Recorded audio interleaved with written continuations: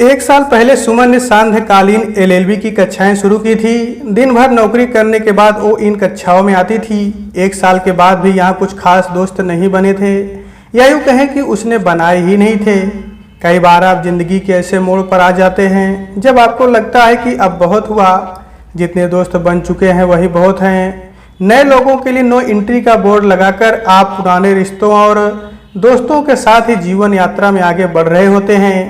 यद्यपि इस दौरान मिलने वाले नए लोग आपको कई बार घमंडी समझ लेते हैं, पर आप इस सबसे निरपेक्ष बने रहते हैं। सुमन भी कुछ उसी परिस्थिति से गुजर रही थी। बड़ी दीदी की शादी के दूसरे साल ही उनका संबंध विच्छेद हो गया था। माँ और पिताजी लगभग टूट गए थे। उसे खुद भी बहुत धक्का लगा था। कितने मन से शादी हुई थी, पर आज दीदी को देखकर दीदी अभी तक मानसिक रूप से उस रिश्ते से निकल नहीं पाई थी।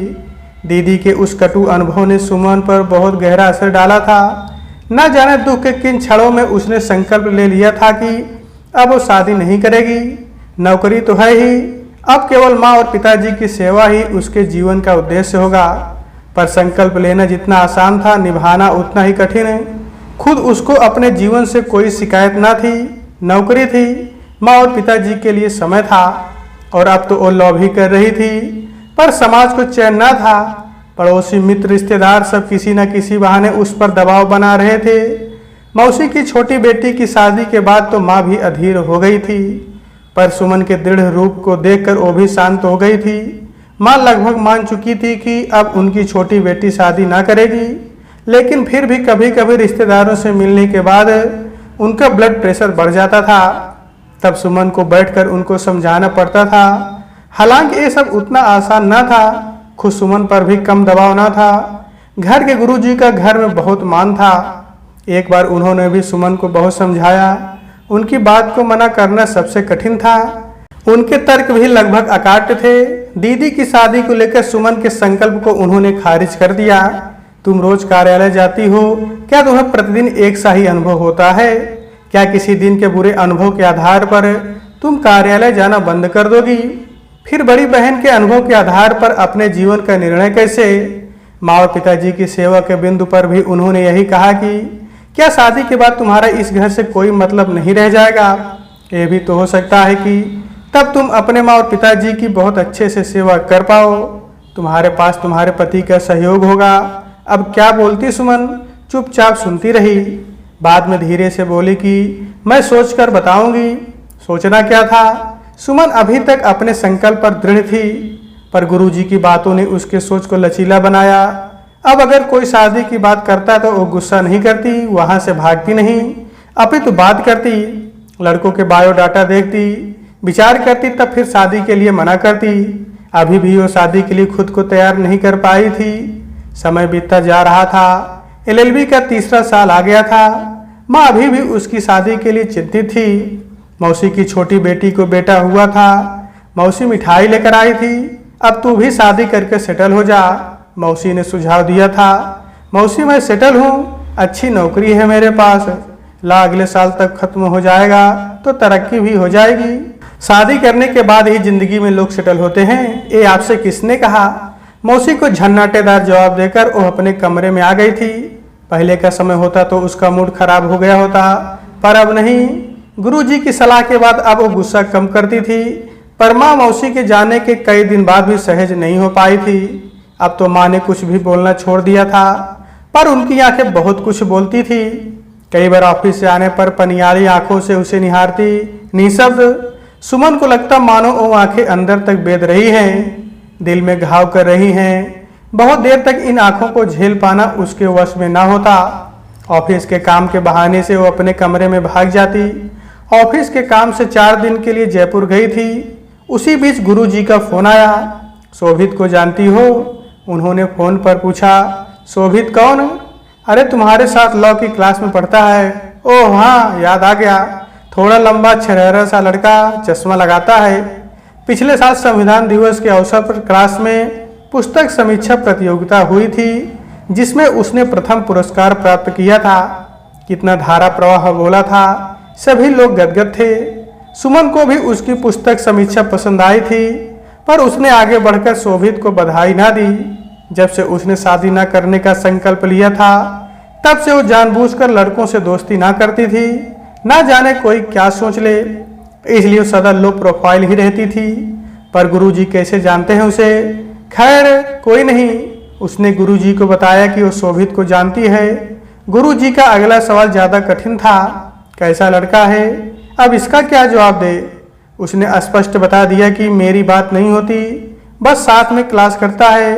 वैसे भी मैं अभी जयपुर में हूँ, वापिस आकर बात करती हूँ। फोन कट गया।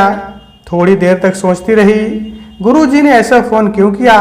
आज तक तो किसी लड़के के बारे में मुझसे कोई राय नहीं ली, फिर इस बार अलग क्या है? सुमन को बहुत ज्यादा इंतजार नहीं करना पड़ा। अगले महीने की कार्तिक एकादशी को घर में पूजा करने गुरुजी पधारे। तब पता चला कि गुरुजी से शोभित के माँ और पिताजी ने भी दीक्षा ली है। लॉ के कक्षा के सामूहिक फोटोग्राफ में सुमन को शोभित की भाभी ने देखा था। उनको लड़की तुरंत पसंद आ गई थी। उन्होंने फिर अपने सास ससुर की भी सहमति ले ली थी। जब सुमन जयपुर में थी तभी शोभित के घर वालों को पता चला कि सुमन के माता पिता गुरुजी को बहुत मानते हैं। इसलिए उन लोगों ने गुरुजी से निवेदन किया था कि वो इस संबंध में लड़की के घर वालों से वार्ता करें। क्योंकि गुरुजी सुमन के संकल्प को जानते थे, इसलिए उन्होंने सबसे पहले सुमन को ही फोन किया। पूजा के बाद भी उन्होंने सुमन से ही इस संबंध में स्पष्ट कहा कि देखो, जब तक तुम कुछ निश्चित नहीं कर लेती तब तक तुम्हारे माता पिता को कुछ नहीं बता रहा हूँ। एक बार उनसे कोई चर्चा करने पर वो बहुत उम्मीद पाल लेते हैं और तुम मना कर दोगी तो उन्हें बहुत बुरा लगेगा। इसलिए तुम सोच लो, मुझे बता दो, फिर मैं तुम्हारे अभिभावकों से बात करूंगा। तुम पर कोई दबाव नहीं डालूंगा। पर कोई निर्णय लेने से पहले दो बातों का इतना अवश्य ध्यान में रखना। पहले है कि शोभित जैसा सरल हृदय व्यक्ति मिलना लगभग असंभव है। अत्यंत भोला बालक है, जैसा ऊपर से है वैसे ही भीतर से है। आज के समय में ऐसा जीवन साथी मिलना परम सौभाग्य की बात है। और दूसरी बात है कि अगर तुम्हारे माता पिता को मात्र 4 माह ही जीवित रहना हुआ तो तुम्हारे शादी करने के निर्णय से वो 4 वर्ष तक जीवित रहेंगे। अब तक जितने भी तर्क उसने शादी करने के लिए उसने सुने थे, ये सबसे ज्यादा मार्मिक था। शादी ना करने का उसने संकल्प माँ और पिताजी की सेवा करने के लिए ही लिया था। अब अगर ऐसे निर्णय से वो दीर्घायु हो तो उससे बेहतर क्या हो सकता था। पहली बार उसने अपने सोचने की दिशा बदली। अब तक वो सामने आए हर प्रस्ताव को खारिज करती आ रही थी, पर इस बार नहीं। इस प्रस्ताव को पूरा मौका देना चाहती थी। पिछले 2 सालों में दीदी में भी काफी सकारात्मक बदलाव आ गए थे। उन्होंने नई नौकरी शुरू कर दी थी। संबंध विच्छेद की सारी बुरी यादें वो लगभग भूल चुकी थी। सुमन को भी कई बार वो शादी के लिए प्रोत्साहित कर चुकी थी। शोभित भी उसे ठीक लगता था। हालांकि उसने कभी सोचा नहीं था कि कभी उन दोनों की शादी की बात चलेगी। जितना शोभित क्लास में दिखा था उसके आधार पर उसकी इमेज ठीक थी। सामान्य तौर पर वो शांत ही रहता था, पर मंच पर जब भी प्रतिभा दिखाने का अवसर मिलता वो अपनी धाक जमा देता। इस 9 वर्ष की पूर्व संध्या पर उसने बहुत ही सुंदर गीत गाया था, मीत ना मिला रे मन का। भावी पति के रूप में उसने किसी भी पुरुष की कल्पना ना की थी, पर आज कल्पना में एक चेहरा बार बार उभर रहा था। सुमन के पास उस चेहरे के बारे में सोचने का अवसर न था। काफी देर से उसके अंदर मंथन चल रहा था। गुरुजी की माँ पिताजी के दीर्घायु होने वाली बात एकदम अंदर तक बैठ गई थी। रह रहकर उसका ध्यान उसी वाक्य पर केंद्रित हो जा रहा था। सुबह होते होते उसने निर्णय ले लिया, वो शोभित से बात करेगी। एक बार इस रिश्ते को अवसर देना चाहिए। उस दिन पहली बार शोभित से बात हुई। सुमन ने ध्यान से देखा तो उसकी ठोड़ी थोड़ी लंबी लगी, बाहर को निकली हुई। शोभित को सब पता था। भाभी के फोटो पसंद करने से लेकर गुरुजी के सुमन से बात करने तक उसने बस इतना ही कहा कि सुमन जी, जो भी निर्णय लेना हो थोड़ा जल्दी करिएगा। मैं घर में सबसे छोटा हूँ और केवल मैं ही शादी के लिए बचा हूँ। मेरी शादी की बात बहुत दिन से चल रही है। अगले सप्ताह ही घर के लोग एक लड़की देखने जाने वाले हैं। सुमन ने हामी में सर हिलाया। मोबाइल नंबर का आदान प्रदान हो गया। विचार मंथन की बृहद प्रक्रिया शुरू हो गई। अगले दिन सुमन ने शादी के बाद भी अपने माँ पिताजी की सेवा करने का संकल्प शोभित को बताया। उसे कोई दिक्कत नहीं थी। उसने बस इतना ही कहा, शादी के बाद जैसे मेरे माँ पिताजी वैसे आपके माँ पिताजी, दोनों में अंतर कैसा? बात दिल को छू गई। सुमन प्रसन्न हो गई, पर एक खुशी बहुत देर तक ना रही। घर आते ही दीदी ने स्पष्ट कर दिया कि शादी के बाद सारे पति बदल जाते हैं, अभी तो हर बात पर हामी भरेंगे ही, पर असली रंग तो शादी के बाद ही दिखता है। अब इसका पता कैसे चले? ये तो लगभग असंभव बात हुई। किसी के मन में क्या है इसे कैसे जान सकता है कोई? उसने इसकी चर्चा भी शोभित से की। पहले तो जोर से हंसा, फिर गंभीर होकर बोला कि अब आपको इतना विश्वास तो करना ही होगा। इस बात का कोई प्रमाण मैं नहीं दे सकता। बात सही भी थी, शादी में इतना रिस्क तो लेकर ही चलना होगा। शोभित से पहली बार बात किए हुए 1 महीने हो गए, पर सुमन का अनिर्णय अभी भी समाप्त नहीं हुआ था। कई बार लगता था कि शादी कर ही ले, फिर सोचती कि अगर सब कुछ सोच के अनुसार नहीं हुआ तो। बड़ी ही दुविधा थी। समय निकला जा रहा था। उस दिन मन बड़ा ही आसान था। शाम की लौ की कक्षा भी नहीं गई, ऑफिस से सीधे घर आ गई थी। खाना खाकर बिस्तर पर आंख बंद करके काफी देर तक लेटी रही। मस्तिष्क में कई लोगों के चेहरे उभर रहे थे। पनियाली आंखों वाली माँ, टूटकर रोती हुई दीदी, साहस बढ़ाते पिताजी, गुमसुम सा शोभित और सबसे ज्यादा प्रभावशाली चेहरा गुरुजी का लग रहा था। उनकी एक बात आज बार बार कानों में गूंज रही थी, कोई निर्णय लेने से पहले इतना अवश्य ध्यान में रखना कि अगर तुम्हारे माता पिता को मात्र 4 माह ही जीवित रहना हुआ तो तुम्हारे शादी करने के निर्णय से वो 4 वर्ष तक जीवित रहेंगे। इसी बीच उसने देखा कि घर के सब लोग केदारनाथ की यात्रा पर गए हैं, गुरुजी भी साथ में हैं। ना जाने वहां शोभित भी कहीं से आ गया। गुरुजी उसके घर वालों से शोभित का परिचय करवा रहे हैं। फिर अगला दृश्य उभर कर आता है, एक अपरिचित महिला जिनका मुंह ढका हुआ है, शोभित और उसका मांगलिक कार्यक्रम करवा रही हैं। सुमन ने ध्यान दिया तो महिला सीधे पल्ले की साड़ी पहने है। ये कौन है? उसकी माँ तो ऐसी साड़ी नहीं पहनती। अचानक नींद टूट गई। ओहो, तो ये सपना चल रहा था। रात में 3 बज रहे थे। उसने पानी पिया। ये कैसा सपना था? क्या ईश्वर कोई संकेत दे रहे हैं? केदारनाथ यात्रा, मांगलिक कार्यक्रम, गुरुजी, माँ, शोभित।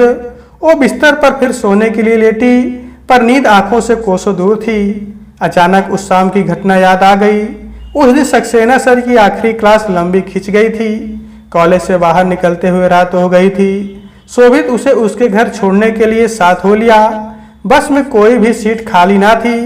वो दोनों बस के लगभग बीच में ऊपर वाला हैंडल पकड़कर खड़े हो गए। अगले स्टॉप पर लड़कों का एक झुंड भी बस में चढ़ा और जिधर सुमन थी उसी तरफ आकर खड़ा हो गया। हालांकि वो कोई हरकत नहीं कर रहे थे, पर सुमन कुछ आशंकित हो गई। उसने कुछ नहीं बोला, पर जैसे शोभित सब समझ गया। तुरंत सुमन को अपने पीछे कर लिया और खुद लड़कों और सुमन के बीच में खड़ा हो गया। सुमन को अच्छा लगा कि जैसे कितनी सुरक्षित हो गई हो। बिना कुछ बोले भी ये आदमी मेरी बात समझता है। उस घटना को सोचकर सुमन मुस्कुरा दी। अब उसने निर्णय ले लिया। सोचा आज शाम को शोभित को बता दूंगी। फिर लगा कि शाम तक बहुत देर हो जाएगी, सुबह उठते ही फोन कर दूंगी। उसने थोड़ी देर और सोने की चेष्टा की, पर बेचैनी बढ़ती जा रही थी। अंततः 3:45 बजे उससे रहा नहीं गया। उसने फोन उठाया और शोभित को 3 शब्दों का संदेश भेज दिया, मुझे मंजूर है। अब थोड़ी बेचैनी कम हुई। संदेश पहुंच तो गया, पर इतनी सुबह उत्तर की अपेक्षा करना बेमानी था। थोड़े से प्रयास के बाद उसको नींद आ गई। सुबह जगने में देर हो गई थी, पर फिर भी ऑफिस के लिए तैयार होने में भी उसका ध्यान फोन पर था। कोई संदेश, कोई फोन कॉल, कुछ नहीं। फोन मूक बधिर था। बाथरूम से नहाकर निकली ही थी कि संदेश की रिंगटोन बजी। लपक कर उसने फोन उठाया, पर नहीं, मीना बाजार में छूटकर संदेश आया था। ऑफिस के रास्ते में भी उसका ध्यान फोन पर ही था। अब तक तो शोभित ने संदेश पढ़ लिया होगा, पर अभी तक कोई उत्तर नहीं। क्या उसे मैं पसंद नहीं? सीधे सीधे मना ना करना चाह रहा हो, इसलिए उत्तर ना दे रहा हो। ऑफिस पहुंचकर मन ऑफिस के काम में थोड़ा उलझ गया। फिर भी कान फोन के रिंगटोन पर ही लगे थे। लंच अवकाश तक कोई उत्तर नहीं आया। ओह, अब सुमन को याद आया। पहले ही दिन शोभित ने बोला था कि वो लोग एक लड़की देखने जाने वाले थे। कहीं और रिश्ता फाइनल तो नहीं हो गया? मन अनेक आशंकाओं के बीच दोलन करने लगा। सोचा कि फोन कर ले, पर फिर रुक गई। अगर शादी तय हो जाती तो शोभित जरूर बता देता। कई बार उसका नंबर डायल किया, पर घंटी बजने से पहले ही काट दिया। सारी आशंकाओं को खारिज करने के बाद भी उसका मन ये नहीं मान रहा था कि अभी तक शोभित ने उसका संदेश पढ़ा ना होगा। फिर अभी तक उत्तर क्यों नहीं आया? ऑफिस खत्म होने में अब बस आधे घंटे बचे थे। लंच के बाद उसका मन किसी काम में नहीं लगा था। धैर्य की सारी सीमाएं अब टूटने लगी थी। अधीर होकर उसने फोन मिला दिया। हेलो, उधर से संयत सी आवाज। सुमन ने पूछा कि संदेश का उत्तर क्यों नहीं दिया। कैसा संदेश? उधर से जवाब आया, अरे मैंने सुबह ही आपको संदेश भेजा था। अच्छा, कब? मैंने तो मोबाइल चेक ही नहीं किया आज। धत तेरी की। सुमन ने राहत की सांस ली। वो क्या क्या सोच ली थी, और वहां भले मानुस ने संदेश देखा ही नहीं है। उसे खुद पर हंसी ही आ गई। आखिरकार सुमन और शोभित की शादी हो गई। तो दोस्तों, आज के वीडियो में बस इतना ही। तो आपसे मिलते हैं अगले वीडियो में, तब तक के लिए नमस्कार।